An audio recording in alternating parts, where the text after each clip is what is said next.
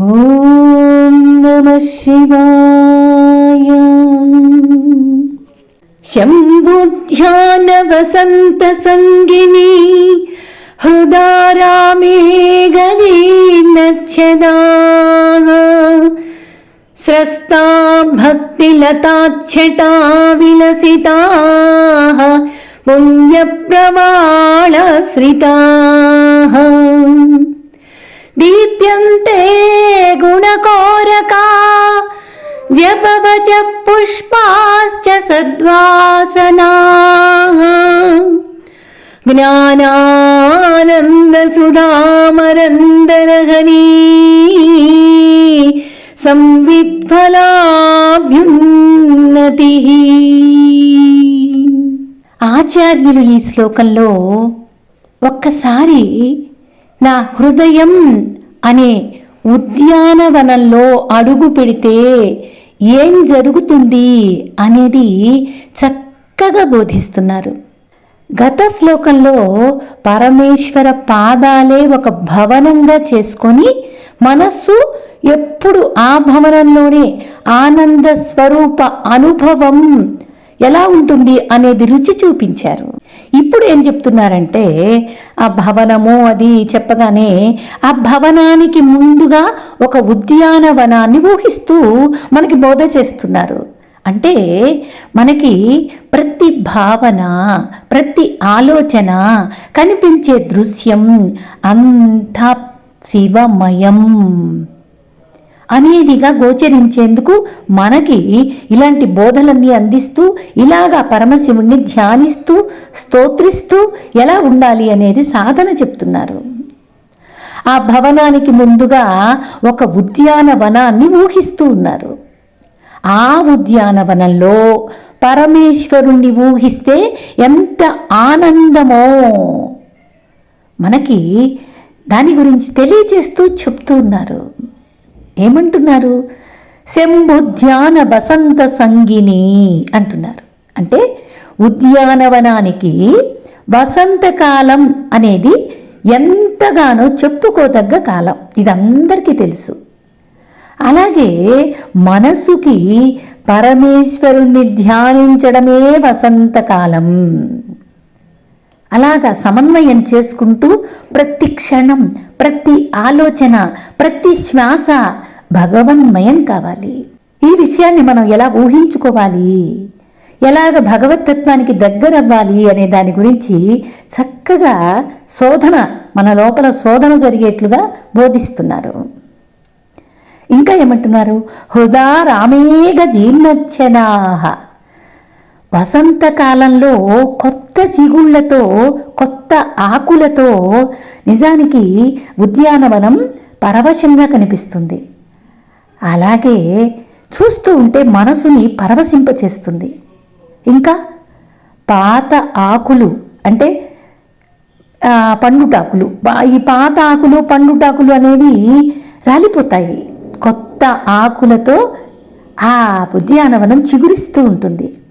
అలాగే మనస్సు కూడా నిష్కామంగా, ఏ మనసులో ఏ ఆలోచన, ఏ కోరిక ఏదీ లేకుండా నిష్కామంగా శంభుని ధ్యానించే కాలం హృదయారాగంలో పండుటాకులు అనే పాపాలు రాలిపోయి కింద పడిపోతాయి అని హృదా రామేగ జీర్ణచ్చదాః అని చెప్తున్నారు. ఇంకా స్రస్థా భక్తి లతాచ్చటా విలసితాః. స్రస్తాః భక్తి లతాచ్చటా విలసితాః. ఇంకా ఏం చెప్తున్నారు? వసంతకాలంలో ఎలాగా మనం చేస్తామో, ఆ కాలంలో కొత్త కొత్త చిగుళ్ళు వేసినట్లుగా ఎలా చూస్తామో, అందంగా లతలు అల్లుకుపోయి ఉన్నట్లుగా కనిపిస్తుందో, అలాగే శివధ్యాన హృదయంలో భక్తి లతలు అల్లుకుపోయి పరిపరి విధాల భక్తి అంటే అనేక రకాల నవవిధ భక్తులు చెప్తారు కదా. భక్తులు అనేక రకాలుగా భగవంతుణ్ణి ధ్యానించడం అనేది విని ఉన్నాం కదా. అనేక విధాల పరిపరి విధాల భక్తుల తేడాలతో చక్కగా అలుముకొని చాలా అందంగా శోభాయమానంగా మన హృదయంలోనే మనకు అనుభవించే విధంగా ఆ నిండుతనం, ఆ పరవశత్వంతో కూడినటువంటి శోభాయమానంగా అలుముకొని ఉంటుంది. అంతేకాదు ఇంకా ఏం చెప్తున్నారు, పుణ్య ప్రమాళాశ్రితాః, పుణ్యాలు అనే లతలు పెనవేసుకొని పెరుగుతూ ఉంటాయి. భక్తి ఒక్కటి సరిపోయిందా? శివధ్యానంలో భక్తి లతలు వేస్తే పుణ్యాలు అనేవి ఇంకా పెనవేసుకొని ఒకటింట ఒకటి భక్తితో పెనవేసుకొని పెరుగుతూ ఉంటాయి. మనస్సులో ఇంకా ఏమి, దీప్యంతే గుణకోరకాః, మనసులో సద్గుణాలు అనే మొగ్గలు వస్తూ ఉన్నాయి. ఈ ఆత్మగుణాలు అనేవి మొగ్గలు తొడిగి ఎంతో రసవత్తరంగా జపవచ పుష్పాని సద్వాసనా, జపాలు స్తోత్రాలు భగవంతుని వచనాలు అనేటటువంటి పుష్పాలతో ఆ ఉద్యానవనంలో శంభుధ్యానం అనేటటువంటి హృదయంలో మనకి ఆ హృదయ ధ్యానం, శంభుధ్యానం అనేది వికసించి ఉంటుంది. ఆ జపాలు స్తోత్రాలు శంభుని వచనాలు మాట్లాడుకోవటంలో హృదయం పరవశించి ఉంటుంది. సద్గుణాలు గనక వికసిస్తే జపాలుగానో శంభు స్తోత్రాలుగానో ఈశ్వర తత్వం జ్ఞానం అనేటటువంటి వచనాలుగానో వాటి వల్ల ఏమేర్పడతాయి అంటే పుణ్యాలు పుణ్య ప్రమాళాశ్రితాః అనేవి వచ్చి పడతాయి. ఇంకా ఏమంటున్నారు, పుష్పాశ్చ సద్వాసనాః, మంచి వాసనలుగా మారుతున్నాయి. పుష్పాలు వికసించిన తర్వాత మంచి సువాసన వస్తాయి. అలాగే నీవు చేసినటువంటి శంభు ధ్యానం వల్ల, శంభు స్తోత్రం వల్ల, భక్తి వల్ల కలిగినటువంటి ఆ ప్రబాళాశ్రితాః అన్నారు కదా, ఆ వికసించినటువంటి కుసుమాల వల్ల నీకు మంచి వాసనలుగా, నీకు సద్గుణాలతోటి సత్సంస్కారాలుగా కారణాలుగా ఉంటాయి. సత్సంస్కారాలే కారణంగా ఉండి అవి మంచి వాసనలుగా మారిపోతాయి. ఇంకా జ్ఞానానంద సుధా మరంద లహరి అంటున్నారు.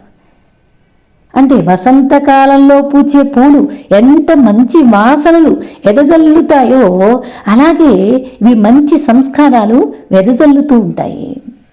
జ్ఞానానంద సుధామరంద లహరి, అమృతత్వం కానీ మధువుకు కానీ ఆ ఉద్యానవనంలో లోటే లేదు.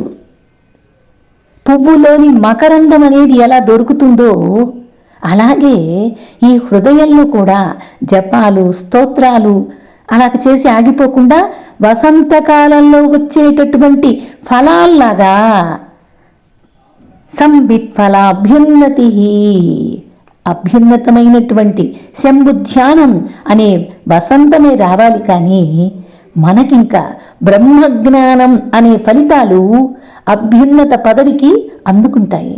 అనుభవానికి రావడమే అభ్యున్నతి కలిగించటం అంటే.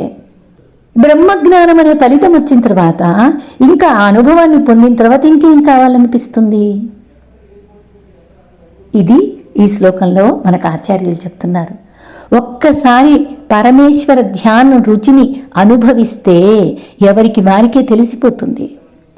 ఒకవేళ నీవు ఆ శంభుధ్యాన రుచిని ఒక్కొక్క సమయంలో మరిచిపోయినా ఆ జ్ఞానామృతాన్ని మరల అనుభవానికి తీసుకొచ్చి పెడుతుంది ఆ శంభుధ్యానం అనేది. ఆ ఫలితం అనేది మళ్ళీ ఆ పరమేశ్వరుడే, ఆ భగవంతుడే నీ లోపల గుర్తు చేస్తాడు, మళ్ళీ అనుభవానికి తీసుకొస్తాడు. ఇందులో ఉండే పాప పంకిలం అంతా కూడా పటాపంచలవుతుంది. ఇంకా పరమేశ్వరుని మీద ప్రీతి రకరకాల భక్తి లతలతో పెనవేసుకొని అల్లుకుపోతూ ఉంటుంది. రకరకాల భక్తులు లేదా రకరకాల భక్తి అనే పేరుతో రకరకాల పుణ్యకార్యాలు చేస్తూ వెళ్తూ ఉంటాము.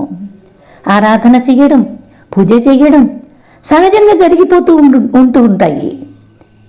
ఈ శివ జ్ఞానం వల్ల నేను చేశాను అనే పాప రాశి అనే అజ్ఞానం బూడిదైపోతుంది.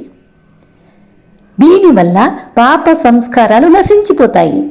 సద్గుణాలు అనేవి వాటంతటవే చిగురిస్తూ ఉంటాయి.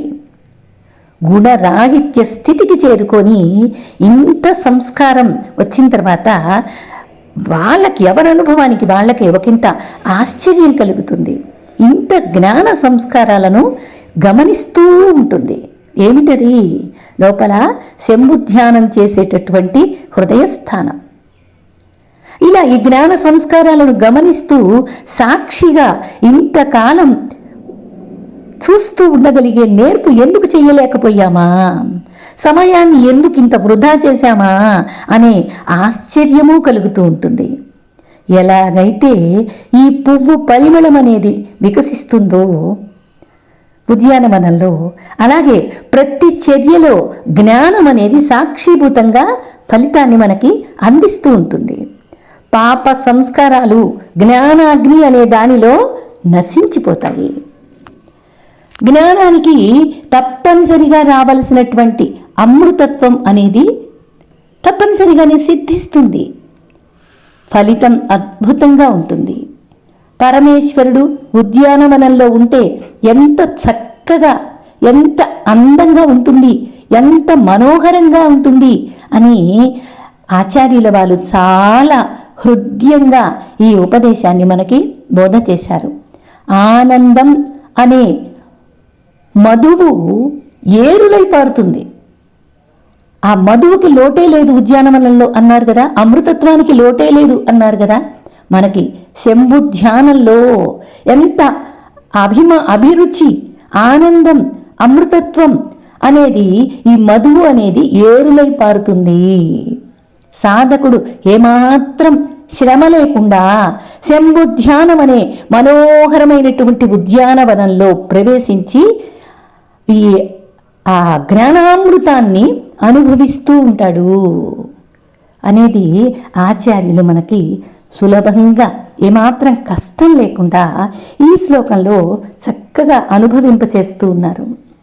శంభుధ్యాన వసంత సంగిని కృతా రామే గజీర్ణచ్యదా స్రస్తా భక్తిలతాచ్చటా విలసితా పుణ్యప్రవాళాశ్రితా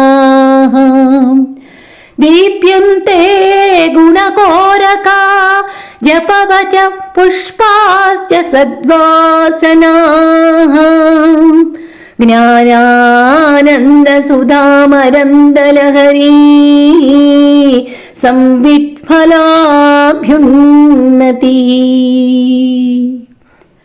ఓం నమః శివాయ.